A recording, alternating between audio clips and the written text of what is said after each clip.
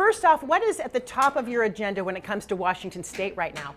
Well, the top of my agenda is getting our budget our budget together, getting our appropriations bills passed, because obviously so much of state and local government here in our state depends on our federal investments, whether it's in transportation or education or housing. And so Republicans have been holding this up for months now. It's very unusual that we would be, all in March and still not have our appropriations bills done, still not have the budget for last year done. But as you know, the Republicans just pushed it yet again with another continuing resolution. I am hopeful, though, Joyce, that this time there is actual agreement and we will be able to get these appropriations bills to the floor. One will be next week with one set of bills, and then the next set will be before March 22nd are the deadlines we're looking at now.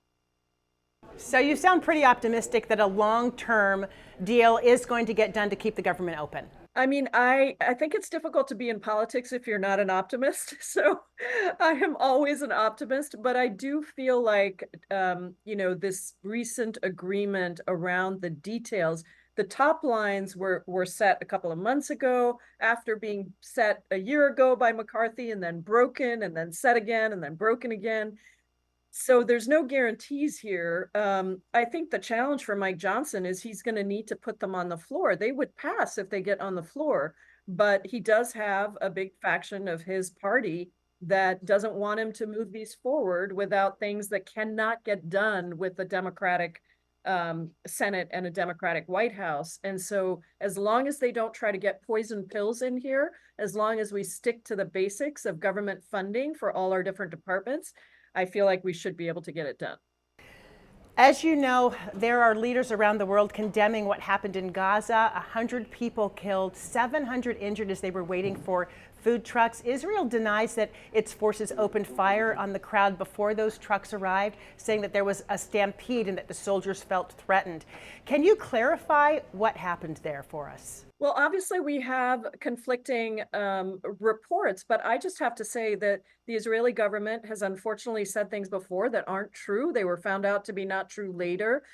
We have seen doctors who have reported bodies coming in of young people riddled with bullets. That is not a stampede. And I think that at the end of the day, what we have to look at is the number, the millions of people that are starving or on the brink of starvation in Gaza. And when you have the Israeli government refusing to allow aid to get into Gaza, and you now have, countries having to airdrop aid, which is not the most efficient way to do it, and you have people, women and children who are starving and babies who have died. I mean, 30,000 people, Palestinians, have died, Joyce, 30,000. And 70% of those are women and children. So what is happening is an absolute tragedy. It is horrific. And I'm very sad to say that it's happening with US support for Israel. And so I've been really clear about this. We need an immediate ceasefire. We need to immediately get aid into Gaza. We need an agreement that allows for the hostages to be released, and a long-term focus on how we are going to bring strength and stability to the Middle East. And the United States is key to that. But the most important thing right now is a real need to shift focus from the United States to being sort of blessing anything that the Israeli government does to really working towards this immediate ceasefire and long-term peace solution. I want to focus on the lack of a ceasefire. As you know, in Michigan, 11% have voted uncommitted in this week's primary, many demanding that ceasefire you're talking about, and really not supporting President Biden's policies there. Do you think that could threaten his reelection?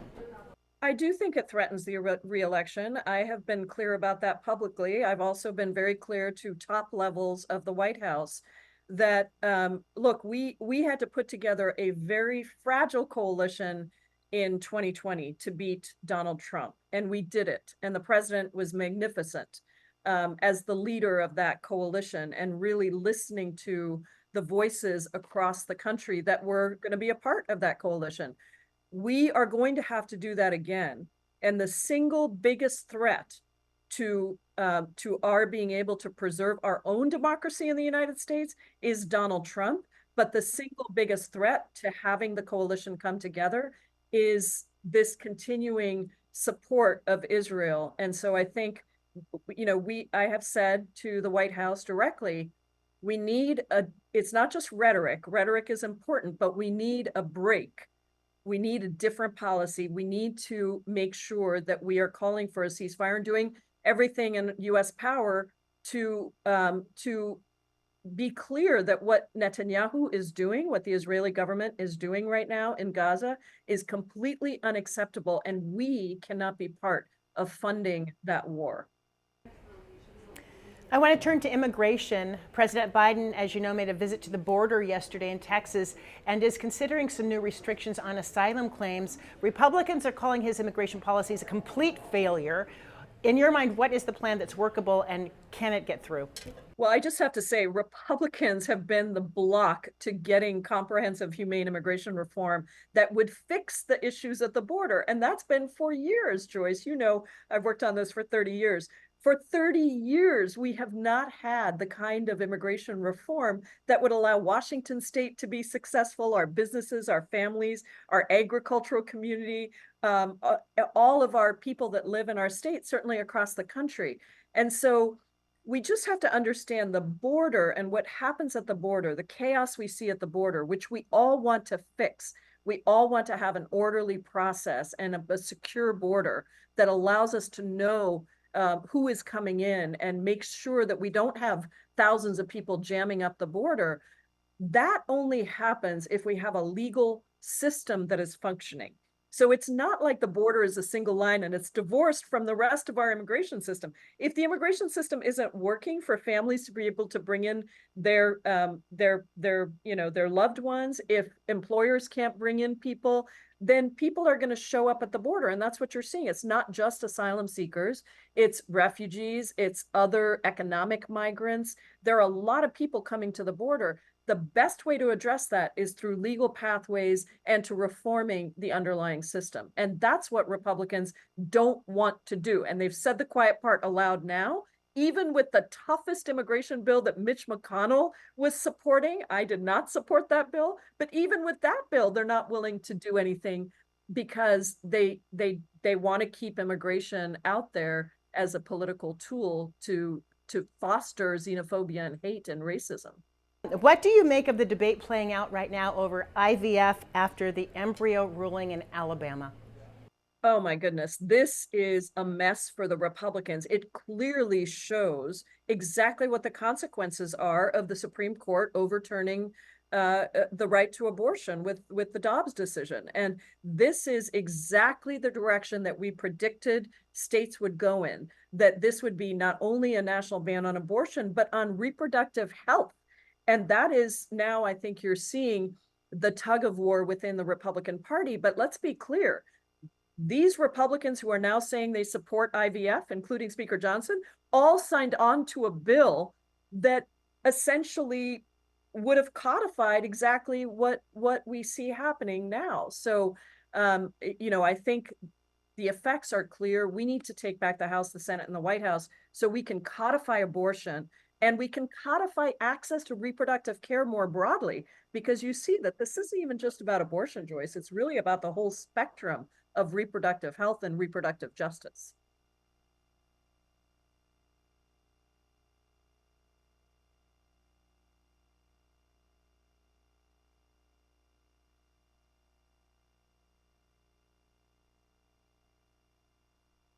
He absolutely should recuse himself.